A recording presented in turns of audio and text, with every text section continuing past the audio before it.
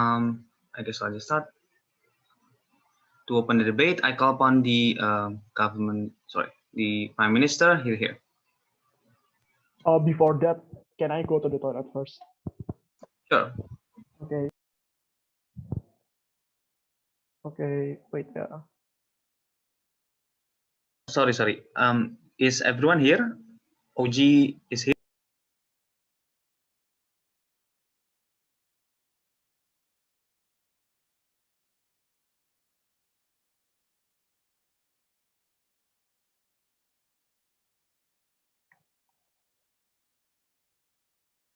Okay, wait.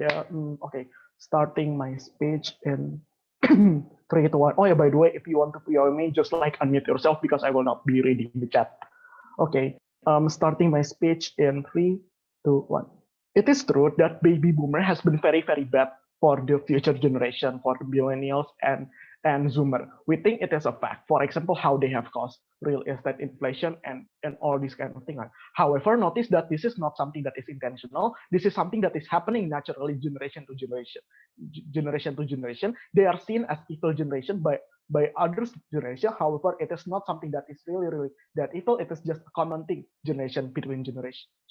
This debate is not about that kind of fact whether baby boomer generation is actually causing bad things happening towards the millennials and the Zoomer. This debate is about the existence of the narrative, whether it is good or it is bad. And in our side, we believe that this narrative of hostility from baby boomer towards millennials and Zoomer has caused so many countless useless harm that should never have happened if only this narrative didn't exist. Right? I will talk about two things here in my speech. Number one, how intergenerational discussion is something that is really hard to trigger because of the existence of this narrative. And number two, how generational conflict like this is something that is very, very common and should not be taken as hostility, should not be framed as hostility from the older generation to younger generation. Oh, okay.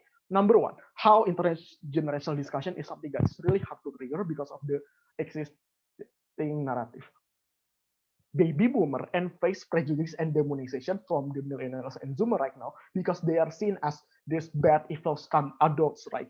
And the baby boomer and all this are coming from millennials and Zoomer who thinks that, oh, baby boomer is the cause of climate change, for example. Baby boomer is the cause of all the bad things that is happen, like economical inflation, for example, or real estate issue, or maybe job or capitalism, maybe.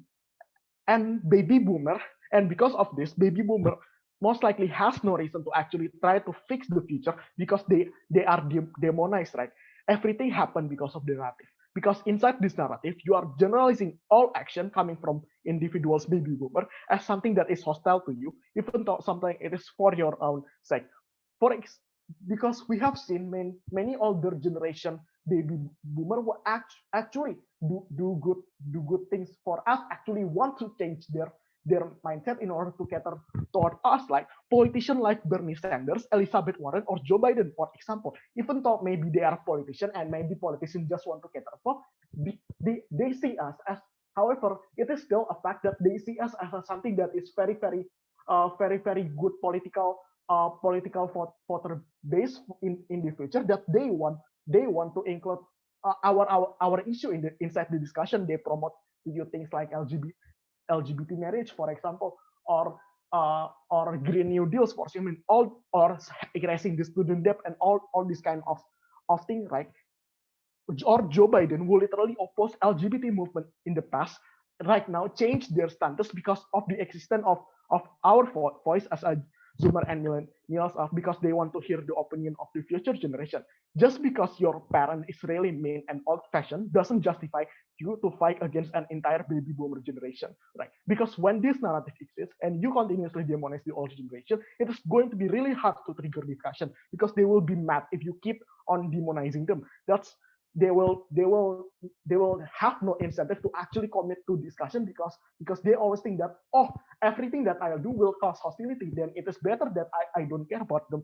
All this kind of mindset happen because of the existence of this narrative. That's why this narrative has to stop, because of how it perpetuates toxic discussion, blaming each other generation which one is actually the worst, while in actuality it is not actually that simple. But number two, how generation conflict is something that is very, very common and should not be taken as hostility from the older to younger generation. Younger generation might be inheriting problem that is caused by older generation.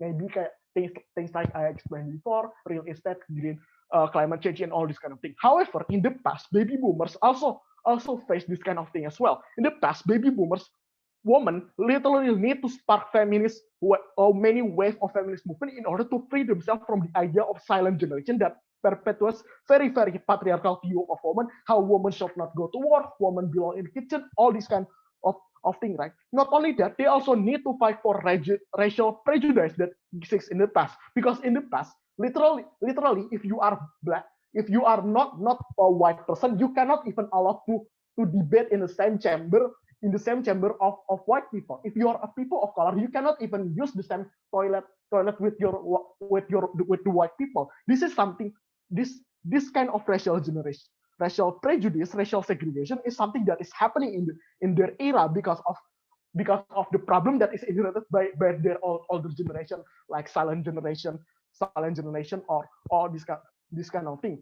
They also need to face countless economical crisis, or because of the pointless war that the older generation in their era that has caused them, and that they has made, and not only that, climate change happened because of commercialization process of development in order to digitalize ourselves. Like, it is something that is bound to happen in order to progress your technology development. The thing is, it is something that is very, very common, and it is just a common problem for each generation to solve, right? Because baby boomer are right now in the late end game era, which means that most likely they have faced so many issues and they have solved it.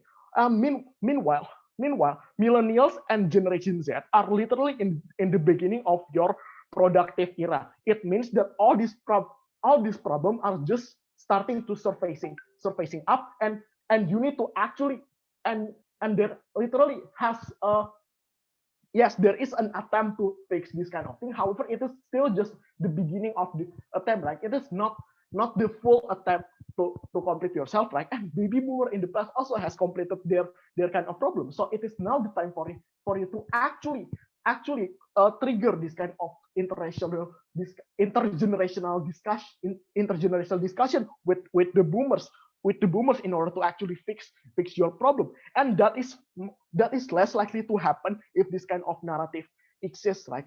But not only that, if you want to talk about how they have been very problematic, Gen Z is also problematic. They have cancel culture, which is very, very toxic. They have many issues that is not yet seen as bad, and it will be inherited in the future. Like, it is true that city planning and capitalism is something that is very, very bad. However, whole generation should never be wrong for it. Just because few evil individuals did it doesn't mean that every entire generation should be demonized. With that said, we're very proud to propose. Thank you for that speech, Prime Minister. To continue the debate, I call upon the leader of opposition here. Hello, I'm audible? Yes, you're audible. Okay. Let me set my timer first.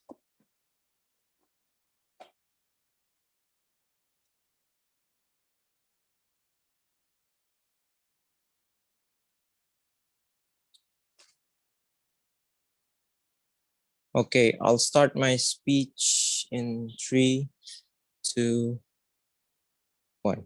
Okay, as the leader of the opposition side of the House, I would like to give some rebuttals first upon the Prime Minister's arguments. So first of all, Prime Minister is talking about generations in the past and generations in the future, and the different situations between both of them. The PM talking about generations in the past where there are discriminations and also war, and also the bad effects and the burden if we're living in the past.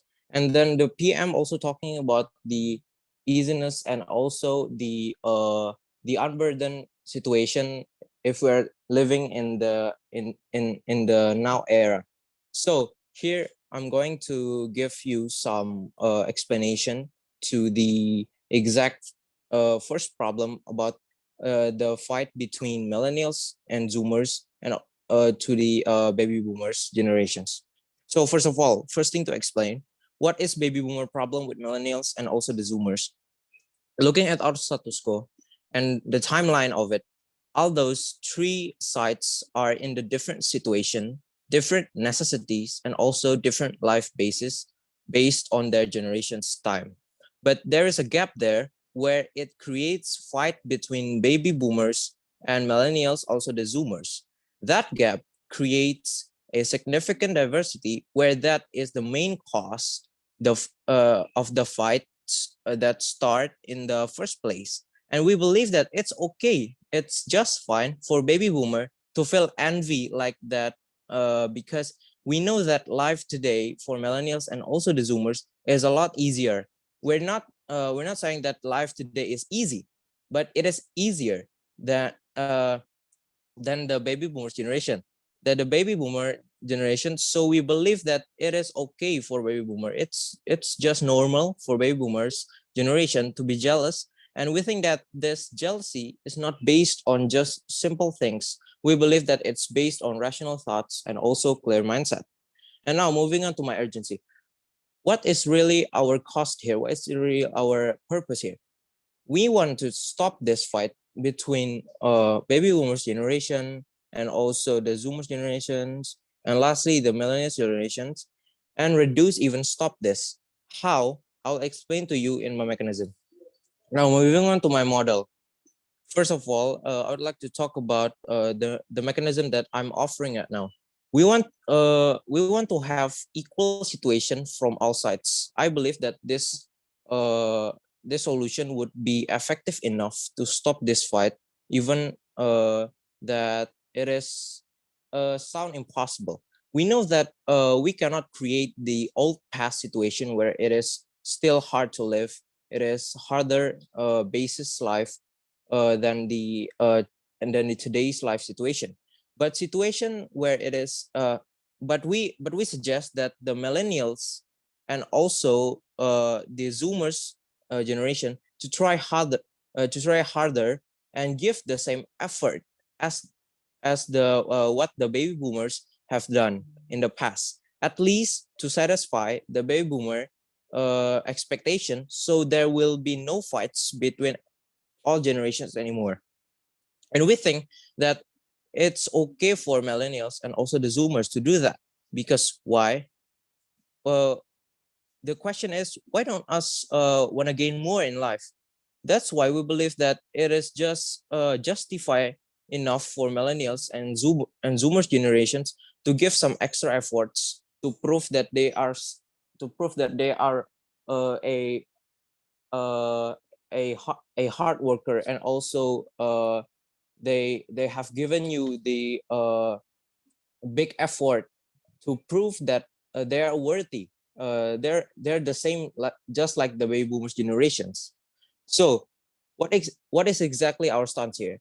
Our stance is we want to make this fight stops by encouraging the millennials and also the Zoomers generation. So here it shows to you that we're not forcing or any pushing at all to the millennials and also the Zoomers generation.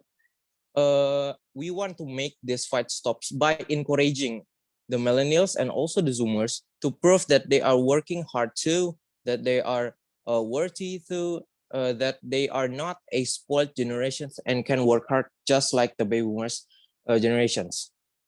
So moving on to my definitions, we have to notice that they live in the different situation.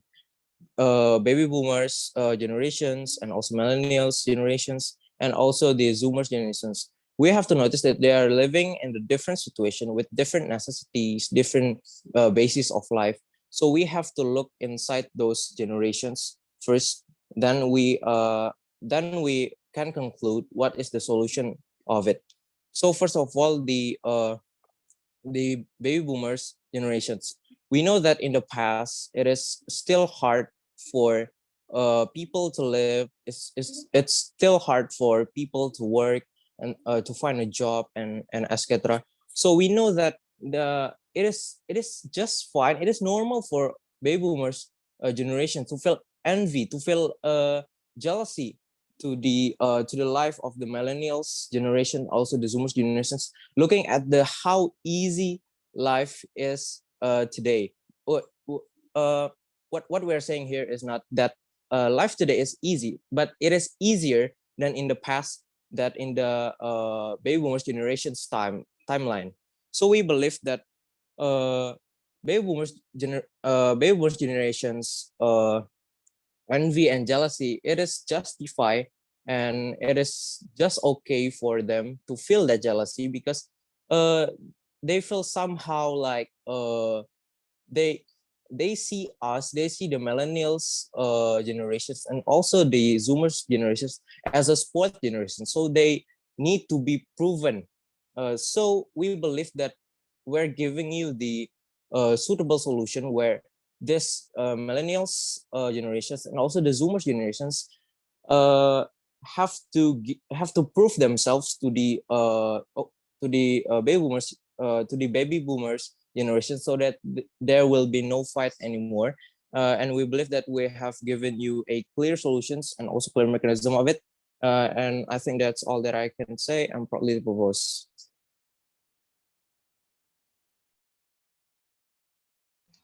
Thank you, LO. To continue the case of the opening government, I call upon the DPM. Here. Okay, my POI preference is during by unmuting yourself and say POI, but please be considerate. And I think you guys will be able to hear the bell. Okay. And okay, I will start my speech in 3, 2, 1. We can kick all from the debate because we think that they misunderstood the motion. The motion is about regretting the narrative that the baby boomer generation is hostile to millennials and zoomers. Of course, these boomers are allowed to envy the younger generations, but that's not the case here. The narrative, my PM has explained to you that the narrative about the hostility creates friction between generations, and like LO has said that since this generation have so many differences, there are big gaps between them. That's the reason of fighting, right? And yes, that is true, and that's why even without this narrative, it it's already hard for this boomers and the younger generation to talk, to be in a discussion. So yeah, there's no more rebuttal since their stance is really weird, and basically if they want to fight to stop, it's not about the younger generation proving that they are not lazy, that they're capable to do things. It's not about that, right? Because we don't need validity. We just need to understand each other. Okay, so going to my extension. In the current status quo, parents and their children can fight because of the different mindset, different situation, even without this narrative, like I said before. We cannot deny that the situation around us shape us and make who we are now, and of course, it's different in every generation. This alone can make intergeneration hard to understand with each other. However, we cannot deny that as long as we live with the boomer, we always will meet and interact with them. We have no other choice but to try to understand them and live in harmony with them. However, this narrative only make us resent baby boomers for being hostile, for being evil. If opposition side may argue that baby boomer will not last that long anyway, like in 10 or 15 years they will be dead and gone. Well, the problem with this narrative is it will last. This narrative will create a cycle in every generation. With these narratives still exist in the society, millennials will be resented and so on and so forth in the future when the baby boomer is gone. Because this narrative only create a certain prejudice that the older generation are hostile with the younger ones, because they might, when we acknowledge that the progress will still be going on, and we will still think like our younger generation live a better life, easier life, and so on and so forth. But we know better that it's not true. Every generation has their own challenge in their life, and we cannot just simply say they live easier just because of the advancement of technology, right? So with this narrative, it will only create a friction every generation, and even it's already hard to tackle a distraction even without the narrative itself, right? So what OG want is simple. We want a harmonious relationship between generations. We acknowledge that it will be too utopic to have all generations can get along with each other all the time. However, without this narrative, the relationship with each other will be much better without hostility and prejudice. Because this narrative not only generalizing boomers, which creates prejudice of baby boomers, but also there will be this invisible barrier that prevents baby boomers to get along with the younger generations.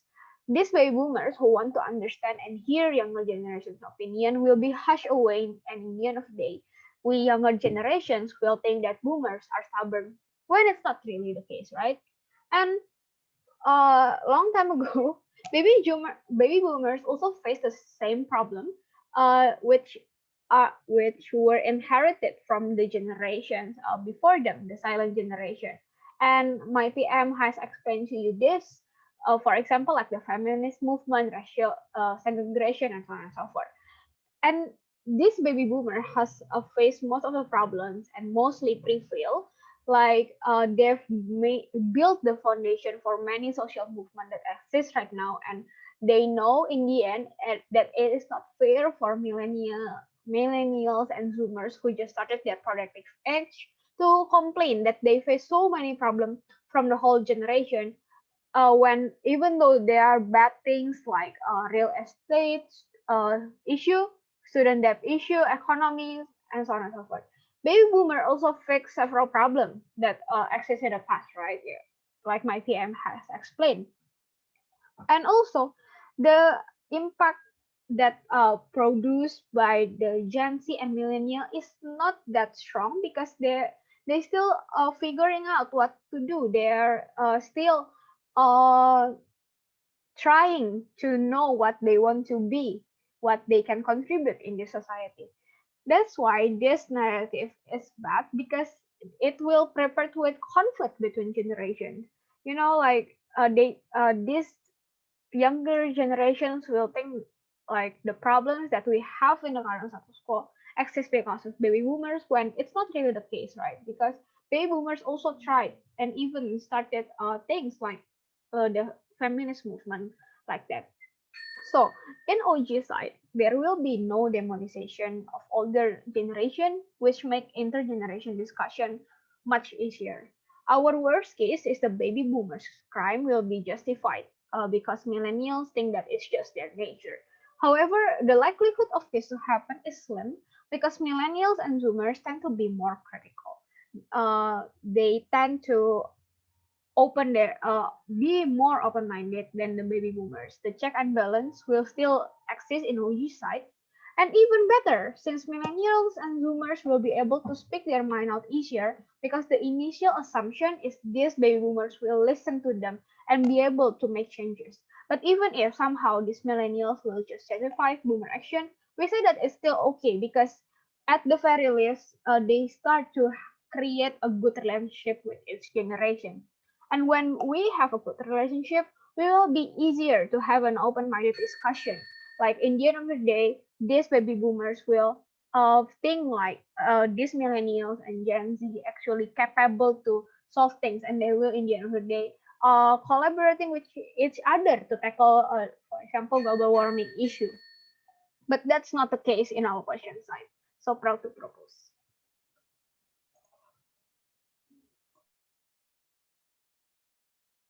Thank you for that speech, DPM. To continue the debate, I call upon the DLO. Here.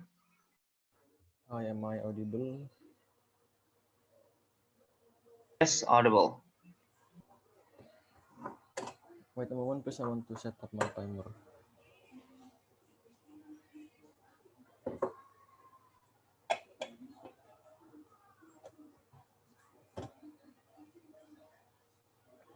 Okay, so my Preference POI is just unmute yourself because I won't be checking on the chat box. Okay, I'm going to start my speech in 3, 2, 1.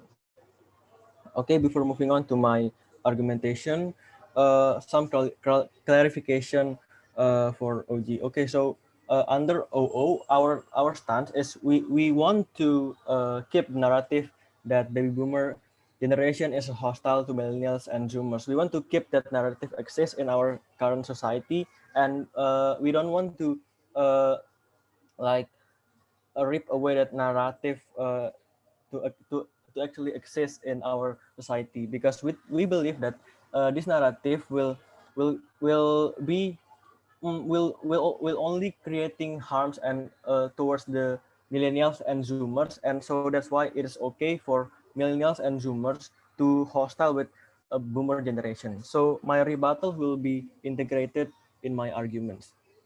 Okay, so first, I'm going to explain why is it justified for this narrative to exist and why is it good. Because let's talk the idea of adaptation. Because what is happening in our status quo is that the younger generation, for instance, like millennials and zoomers, they are always compared to the older generation, such as baby boomer, for example. Like for instance, when zoomers or millennials doing something unusual, but is resulting in a good way, for instance, but that is suitable in the millennials era, they will always get compared.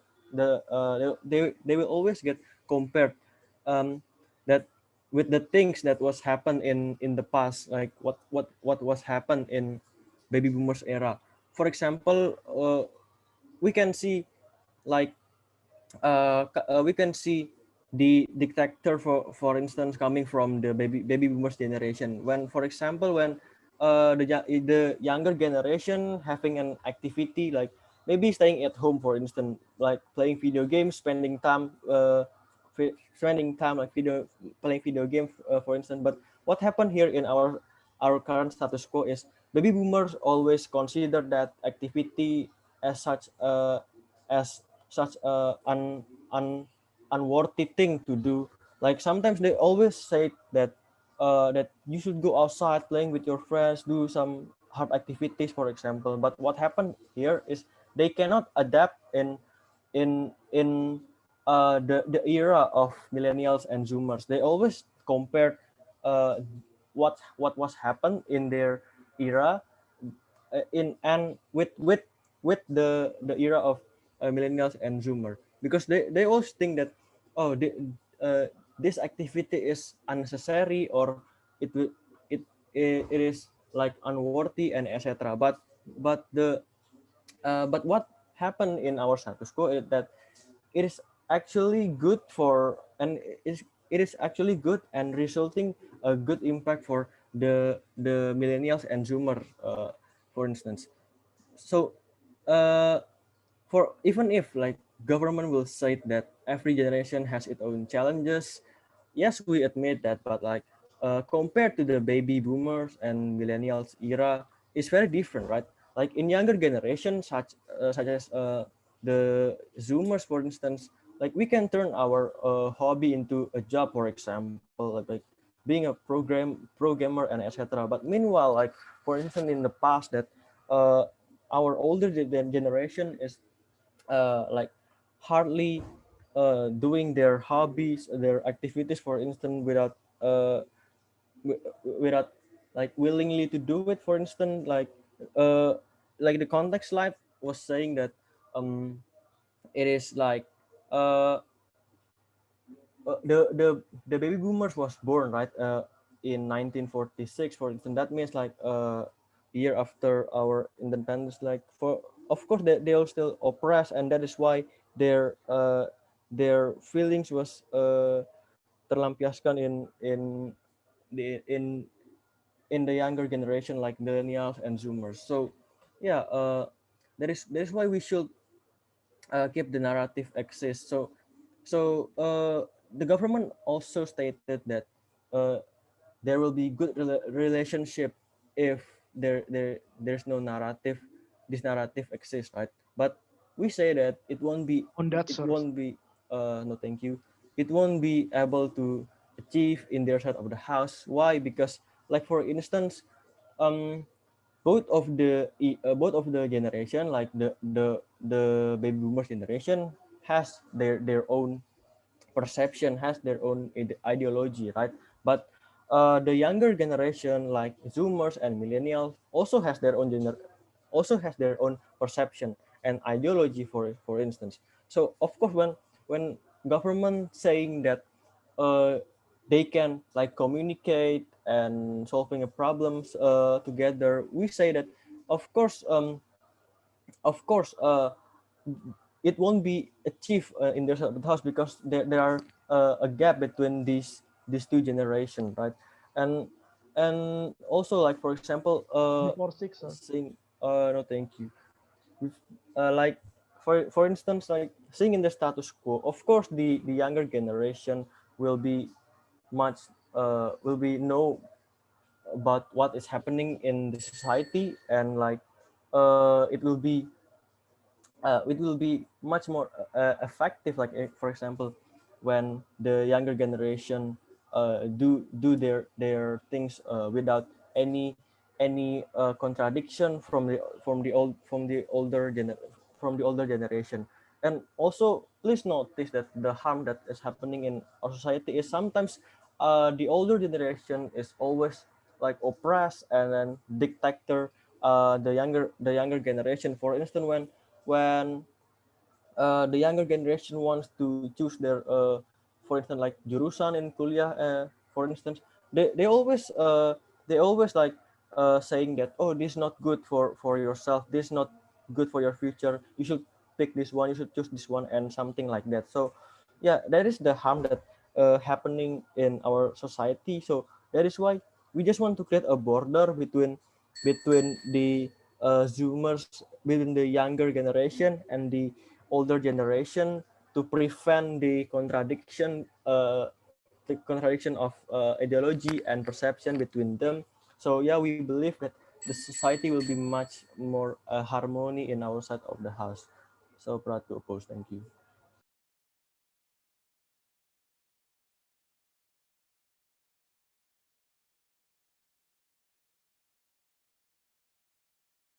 Thank you, DLO. To continue to open the case of the causing government, I call upon the member of government here.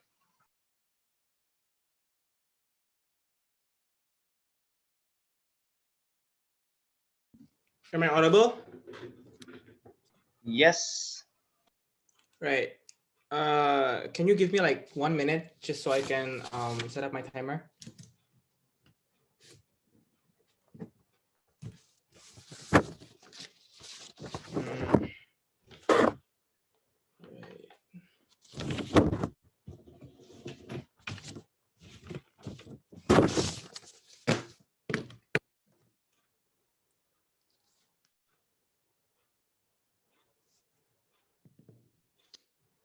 Right.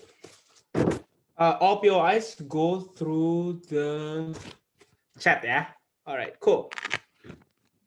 I'm gonna start my speech in 3, 2, 1. What closing government is gonna do is that we're gonna do 3 things, right? 1, we're gonna be the first team that actually explains to you how this narrative manifests in the real world. 2, we're gonna explain to you what are the harms of that manifestation and why it affects the interaction between baby boomer and Gen Zs and millennials. And 3, I'm gonna answer the question that I think should have been answered in opening but wasn't, is this a narrative that is worth, continue, is baby boomers people that are worth hating or something, or is there other actors that we need to hate that will result better, right? So first things first, what is CG gonna, how will CG imagine this debate, right? This mechanism will directly put us above OG because we're gonna do their job for them by mechanizing, right? How in the absence of this narrative, what is the world gonna look like? Essentially, what we want is what happens currently is that there's a hostility, right? There's a narrative of hostility that is that young people constantly believes, and it's ingrained in their mind, that old people are hates them. Old people does not want to hear what they say, does not believe that they have anything important to contribute in the discussion, does not believe that there are people, for example, that are inherently, worth listening to, and so on and so forth, right? That results in the discussion that happens to always be hostile within one another, right? What we want is none of that. We want an initial neutral stance, right, of both sides, to say that, okay, just because they're baby boomer does not necessarily mean that they hate me. We want is an interaction that is full of understanding, that is, that idea that, okay, they live from a different time, and therefore we think that we need to be able to discuss them with the knowledge that they're, from a different time, or that we want them to understand what we want to say, because we know they're going to listen, for example. What we want is a interaction that is not hostile, and necessarily like human interaction, where it's very neutral and it's very normal, and therefore we want a discussion that is able to be robust and productive, right? So moving on, why then is that how then the narrative manifests, right? I think it's important to note that this narrative exists currently in social media, right? That is that millennials and Zoomers are the ones who perpetuate this narrative and showcases them in ways like, the threat of hating on boomer in TikTok, the okay boomer trend, and the okay boomer girl, for example, who says that boomers are all that, oh, this is such a boomer thing, for example. Constantly connotating boomer with something that is inherently bad or inherently unable to listen to you, for example, or just outdated, right? Then how does this manifest in Gen Z, right? It makes them think that these boomers are condescending towards them, unwilling to engage, homophobic, conservatives that hates millennials and progressive ideals, for example. This narrative is believed by a lot of people, and it is a form of groupthink, right? That at the end of the day, it is ingrained in this Gen Z's head and becomes a preconceived notion, a borderline stereotype, for example. We're the first team to explain this, so all of this benefit should come to us, right? Because this point needs to be conceded before all of the benefits of OG or OO to run, right? That at the end of the day, this narrative is that powerful and it's perpetuated by the young people, right? So what are the harms? The harms is simple, right? Two harms we're going to analyze in this debate. One, on the political level. I think we all need to concede that on a political level, boomers are still seated in strategic positions in big parties. We're talking about Nancy Pelosi in Democrat, Biden in the executive branch, Schumer, for example. They're all mostly old people from Zoomers, and mostly they are moderate, right? Because they're the product of that time. I think that young people, in contrast, are usually more progressive, for example, and so on and so forth.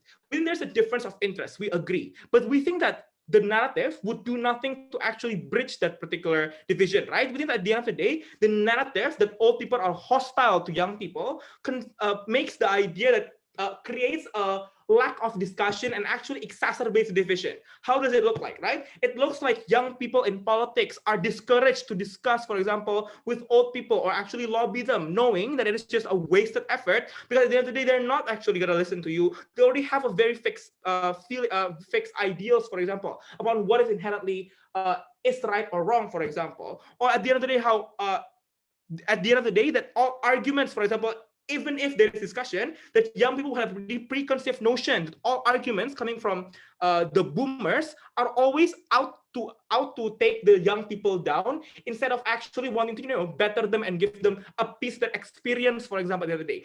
Young people will always perceive that arguments as bad arguments, for example. They're out to take us down. Well, at the end of the day, this kind of preconceived notions breeds into the idea of hostility in discussion in politics, right? That actually manifests in division, even when both sides, the young people and the old people, are actually fighting for the same constituents, right? We see this, for example, in the case of young Democrats unwilling to engage with old Democrats, for example, constantly believing, because these are old people who don't necessarily want to hear us, are always condescending, even though they're actually giving real arguments about how the feasibility of the programs of these young Democrats are not actually quite feasible and actually doable in the status quo, right?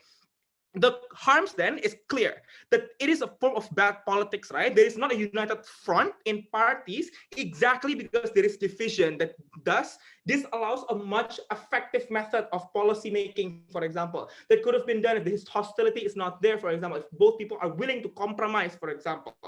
thus not allowing the constituents to actually get the full benefit of the party they're voting for because their rights are not being championed, right? This is better than OGs because we actually give you a clear incentive structure and clear harms about what is going on, right? But secondly, on day-to-day interaction, we see that old people are automatically seen as evil, racist, homophobic scumbags, for example, when this narrative exists, right? And young people in comparison are continuously being given the benefit of doubt. The problem then is that not all Zoomers are bad, right? On our side, we allow Zoomers who are actually good and supportive to be given, you know, a chance for them to prove themselves and are actually given the benefit of doubt, exactly because we allow them.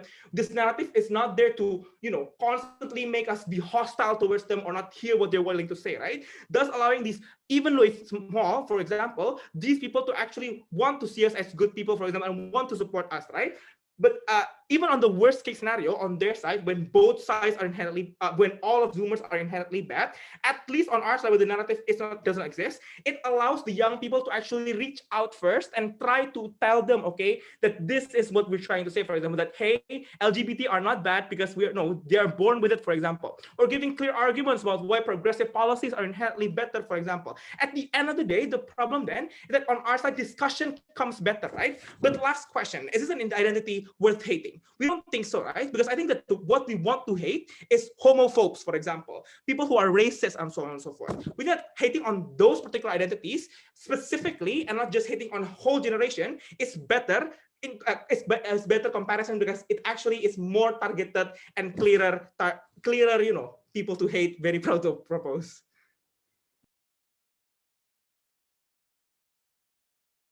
Thank you for that speech, member of government. To open the case of the CO, I call upon the member of opposition. Here. Test, am I audible? Yes, you're audible. Okay, let me set my timer first. If you want to POI, just type in the chat box because I read the chat box. Setting up my timer.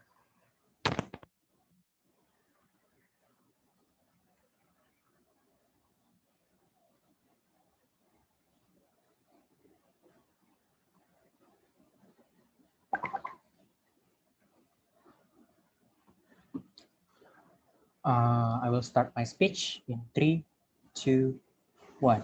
Closing opposition stance is pretty simple. We support the narrative that exists in status quo. It means we see Boomer as a stakeholder that harm us. We will do like assertive culture to dominate the political party and socio-economic spectrum, for example. What is the comparative that happened in government side of the house? I think that's strong bonding. We see them as role model, for example. We respect them as a savior that saved us from World War II, for example. Disclaimer, I think that plan opposing opposition, we don't want to do a retaliation and trigger war with them like as radical as that, for example. But what we do is more like be careful, more criticize towards them, for example, and not just because yes man, just because we are a young generation. All my rebuttal integrated with my case. I just have one extension in my speech talking about why this narrative is bad.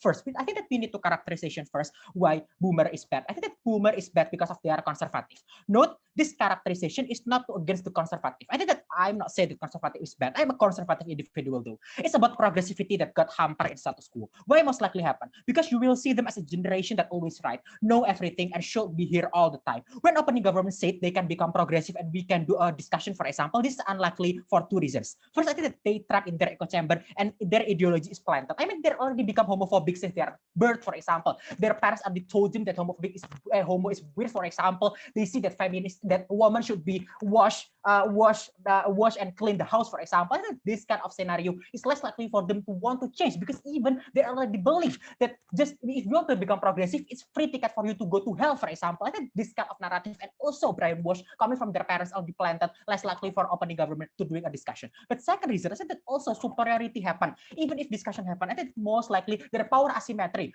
Boomer always think that they're always right. For example, they experience a lot, they already suffer a lot compared to young generation, for example. Less likely for them to hearing us because they already labeling us as bocah baru 5 tahun, for example, or kencing belum lurus, for example. I think this is narrative that most likely happen in the discussion superiority will always exist in opening government. But when closing government talking about political field, I think that exactly when they are conservative, this is the time for us to do a transition. When closing government even concede that they are stubborn and don't have a goodwill, I don't understand why just because you approach them and doing some approachment, they want to change, right? Exactly when their members said that there are certain minority of people that's still good, for example, exactly we will give a pressure toward them by criticize them, for example. I mean, like Joe Biden is boomer, but why they can become a progressive and become supported towards minority? Exactly because we give demand, we always criticize them, we make them become pragmatic, for example. We don't become a yes man just to always support their value, for example. I think this is the strategy that we want to use. But even if to the extent that we want to make young generation to involve in the political field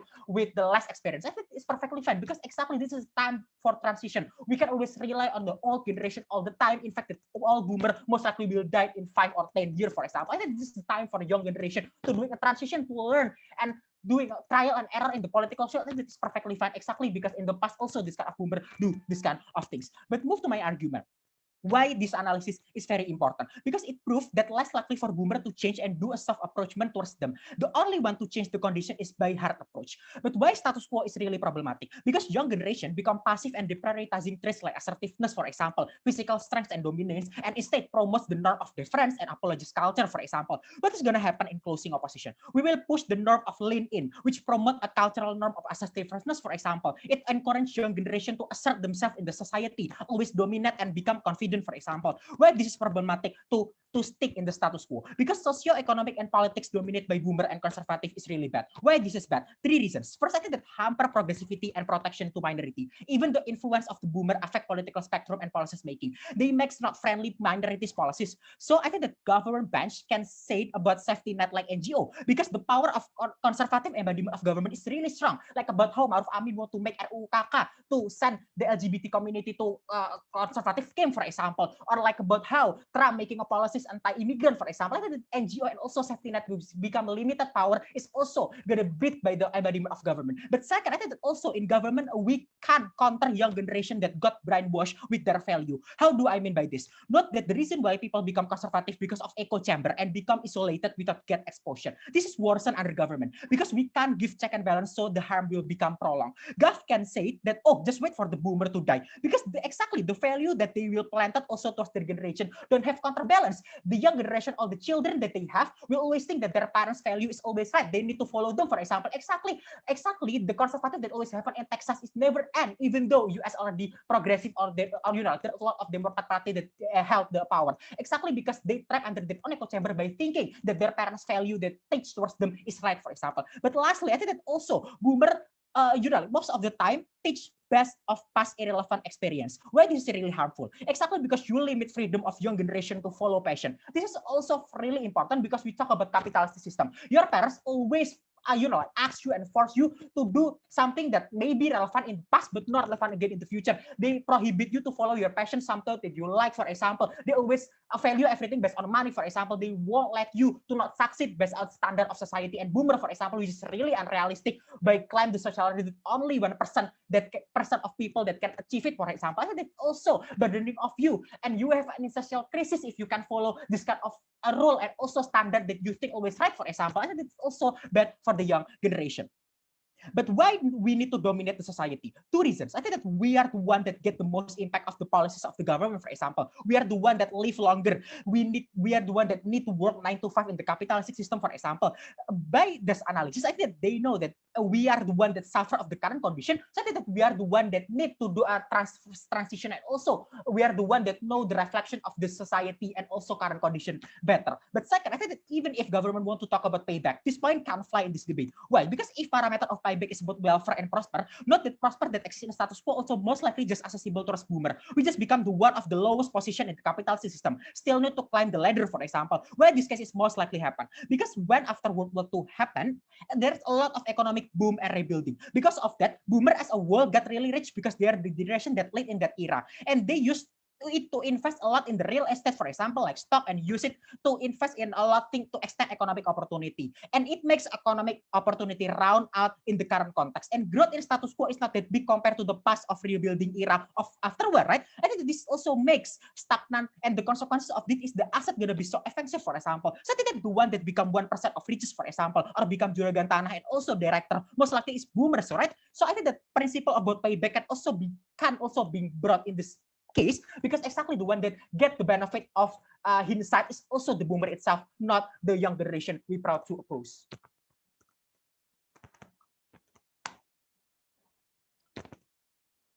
Thank you for that speech. MO, to close the case of the closing government, I call upon the government whip here. Test. Am I audible? Yes. Okay, cool. I prefer my POIs through chat. So if you have any POI, just type them in. Starting my speech in 3, 2, 1. Chair, I think you agree, right? This debate doesn't only talk about like what are the positive aspects of like millennials, what are like the sins and what mistakes have the boomer generation do. I think what should be discussed within this debate is specifically the interaction between millennials, the zoomers, and also the boomers in terms of achieving their goals, right? Which one is like more specific into catering all of the like advances and all of the interest coming from all three generations then. So I don't think that the engagement coming from the opposition bench is enough, right? Because necessarily what they did was only shoplifting like the bad effects without necessarily explaining why that kind of interaction and those kind of harms are something that is inherent, like inherently a benefit or inherently a harm in the absence of this particular narrative, right? So what I'm going to do is I'm going to address one by one why each team cannot win above us, right? So first of all, in regards of opposition, right? Why they cannot win is because at the end of the day, they never answered their BOP in regards that we do not know their stance, right? Is hostility towards boomers that they're willing to accept or not, right? Because if you get the nuance, they want neutrality, they want okay discussions, they want openness, right? This is not possible on opposition bench because it is a trade-off, right? When you frame boomers as people who are hostile, people who are unwilling to engage in like significant substantial discussions, that means that you're not going to be able to have that kind of discussion. First of all, the millennials and the zoomers do not have the incentive. They are not making attempts to create discussion at all because they see boomers as blockheads, as people who are way too deep inside the echo chamber. Therefore, it is not worth the time and effort for them to go out of their way and create discussions with this kind of boomers, right? This is also going to be a response towards the entire case, right? Because that's exactly what's happening in current status quo. It's a separate fight between, for example, discussion and like any kind of like discourse within the boomer generation and discourse within the zoomer generation, right? Even though it's something that's necessarily the same. For example, discussions regarding how we're going to best counter capitalism and like unlawful trade practices, how, for example, we're going to respond to gender equality and so on and so forth. These are not, for example, struggles that are significantly different, but the fact that it becomes it's become so detached from each other that it has to become two different spaces. That's what we're going to be regretting on closing government side of the house. Second of all, that also means that on their side of the house, they have the tendency to blame rather than to compromise, right? We think that there's less substantive engagement coming from boomers on their side of the house. So we don't understand how OO is able to claim all of these benefits. But if we're being super generous, right, we think that what they're trying to argue is, for example, they're trying to say that it's okay to be it's okay that boomers are hostile because they want to normalize boomer grievances, right? Even then, I don't think this kind of argument can run within this debate. Reasoning being that promoting hostility is ineffective, right? Because when you want, for example, people to understand boomers, you want to incentivize people to necessarily become kind. You want to incentivize people to take the higher moral ground and be okay with, for example, facing insults, be okay with facing like being condescending statements and so on and so forth. It's ineffective on their side of the house, right? Because when you paint, for example, these boomers as idiots, when you frame these boomers as someone who's always going to get mad, then we don't understand why suddenly people are going to become all the more acceptant and suddenly okay with everything that's going to happen, right? We think that it's much better to just, it's definitely not in top two. Closing opposition.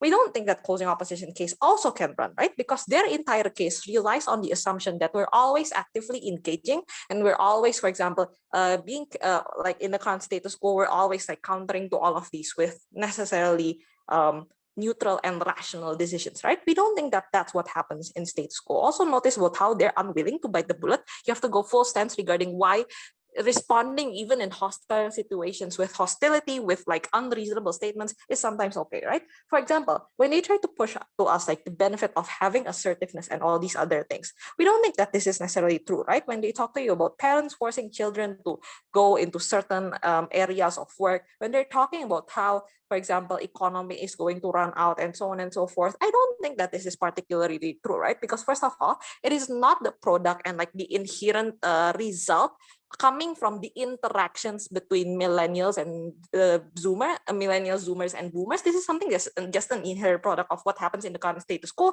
If you want assertiveness, just go to a seminar or a workshop regarding assertiveness. If you want a better career path, just go to like a seminar about career path and so on and so forth. This is not the result of, for example, boomers being bad and so on and so forth. But I think that like an argument that should be pretty okay is their arguments regarding prolonged harm, right? I think it's like pretty an advantage that they did not try to discuss and like extend this particular argument within their speech. So here's how I'm going to counter this argument regarding prolonged harm, right? This is good, but this argument runs in the absence of like the acknowledgement that in the current status quo, Zoomers and millennials have the high advantage when it comes to unlearning and like spreading their knowledge regarding ideologies and so on and so forth. The reason why the number of conservatives is rapidly decreasing, turning red states into blue in the recent election, causing like a landslide win for the Democrats, is exactly, you have the internet, you have diversity. For example, literally like there's so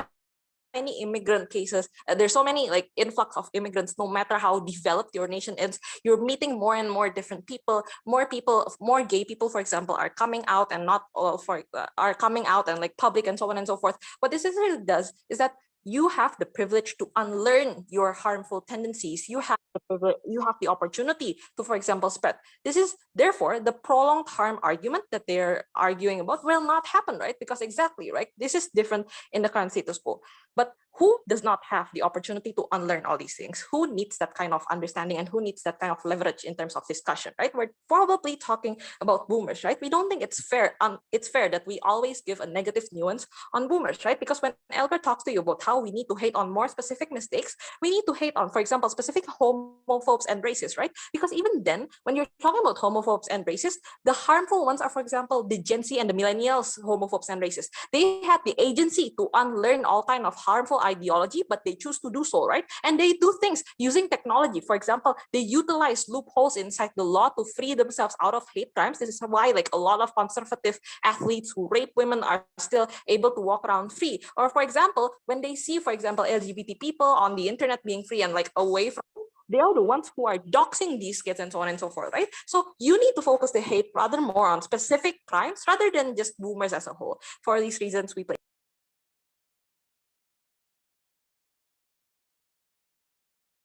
Thank you for that speech, Government Whip. To close the entire debate, I call upon the closing opposition whip here. Hi, am I audible? Yes, you're audible. Okay. So, POI preference is through chat. Please do not disturb me. Gender pronouns, he, they. Gonna do some timer stuff and like arranging papers for a while. Oh, come on. Okay. So, starting my speech in 3, 2, 1. In the first speech, I want to impact two areas of this debate. Firstly, I want to talk about why boomers' damages to millennials and Gen Zs are particularly evil. Second, I want to talk about why political change happens better when you're hostile. Because yes, if boomers don't have the capacity to learn, we don't care. We don't want you to learn. We just want you to sign our damn Green New Deal, even if you do so because you're scared, okay? So those are the two things I want to impact. The first thing, quite shortly, is I'm going to show you why Kenneth's idea about about indoctrinating us with certain beliefs and like taking all economic opportunities is important, right? Because the reason why this is so evil is that not only did boomers give generational problems to us, but they prevented us the mechanisms to solve these problems, right? Because they controlled our thoughts. It meant that it's much harder for us to think of alternative solutions to our problems. But B, to the extent that we do change our minds, we don't have the economic opportunities to do so, because most assets and most real estate, etc., has already been taken by the boomers when they were very, very rich. So the extent of assets available to us is not enough. So yeah, we might go to a certain seminar or a career seminar, but every job has been taken by the boomers, and houses have been taken by the boomers to the extent that there's so much scarcity that's so expensive. So we can't even solve the problems that the boomers gave us to begin with. This is why this narrative is particularly truthful. It's because the boomers' harm is not just giving us problems, but preventing us the means of solving that problem. But that's like a minor stuff that puts us, I think, above all these ideas of like, oh no, boomers also face problems and whatnot, right? But the second thing, the main thing is about political change, because I think choosing government didn't respond to the meat of like Terry's argument about political change. So the first thing to note is clearly is the model. Notice Terry said that hostility doesn't mean that we're going to go to war all the time, right? And the intuitive way for you to believe this is that Bernie Sanders exists. Bernie Sanders is a boomer. The status quo is affected by this narrative right now, and people still support Bernie Sanders. The reason being, Bernie Sanders is supported because he is proven to become a progressive figure for like because he has a long track record, right? Notice this doesn't mean that we will never have political engagement under our side. But if you want to be politically engaged with Zoomers and Gen Z boomers, you then have to prove that you have the progressive credentials. You have to prove that you've been fighting for progressive issues all the damn time, and you have to prove that you're willing to listen to us in our own language instead of dismissing us, instead of dismissing boomers, instead of dismissing Zoomers. And that's only when we cooperate. So cooperation still exists, but the cooperation that happens is under heavy criticism and heavy standards. And to the extent that we don't get cooperation, we're okay with taking the reins on our own, and taking the political system. The second thing to point out then in this area is why their model doesn't work. So they say that we can make political change by like convincing people that things are bad. The first thing that Terry said, which is very important by the way, is that these preferences are already ossified, right? Look, this guy has been a homophobe for 60 years, and like being his friend for like 1 year, 5 years, 10 years is not going to change his mind. The habituation is just so ingrained, and you're much older, which means your capacity of your brain to create new neurons and change your beliefs are also much, much lower, which means that you really can't be nice to them and you really can't change their minds. So I don't think that this is going to be something probable most of the times, because their preferences are already ossified. But secondly, they don't have any stake, right? If we're going to think, in climate change, they're not going to face the consequences because they'll already be dead by then. And thirdly, they just feel like they have so much power that they're willing to ignore us. But here's the change. Here's the comparative why our method is better. Our method basically is to show our power. Because initially, the problem that we have as Zoomers and Gen Z is that we're a growing voter bloc, right? We're able to affect politics and we're able to unseat politicians right now. But the amount of politicians that we have to take the seats of power is limited. We don't have that many AOCs. It's very limited. Most politicians are boomers. So this is exactly how you exploit that area. Why? Because when you pressure Joe Biden, for example, to not be a homophobe, to not go hard on private legislation, you make it look like if you adopt these positions publicly, if you adopt this position in a way that affects policy, you're going to be attacked all the time, and you don't want that, right? You don't want that because A, you want votes, B, because it's just not good and not happy for you to be attacked all the time, which means that you increase the cost of holding these sort of conservative policies, which they won't change by being nice anyway. And what that means is that when they want to have, when they want to do political, so this pressure then because we are already a powerful and growing voting bloc, they have the incentive then to change policy. We don't care if that policy change doesn't come from sincere belief. We don't care if there's no engagement that convinces them that Green New Deal is the right thing. I don't care. Just sign the damn bill and save climate change. I don't care if you silently hate my gay friend. I just don't want you to attack them. And the way we could do this is by being really hostile. So yeah, OG go.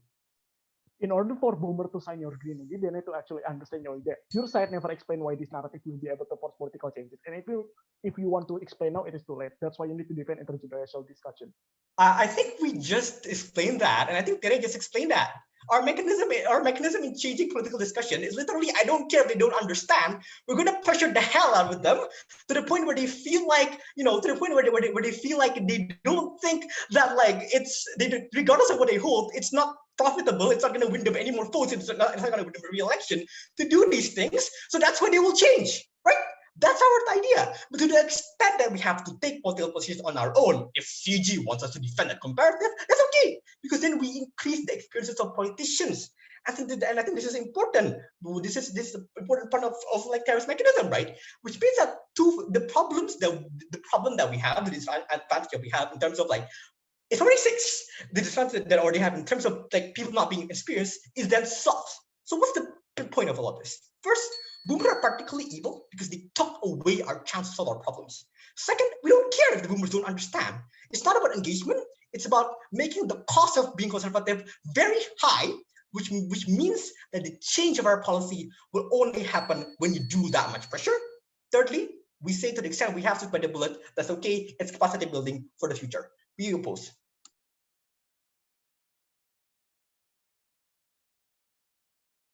Okay, thank you for the debate. Please wait for like 5 minutes. I need to prepare everything and then I'll get back to you. Thank you.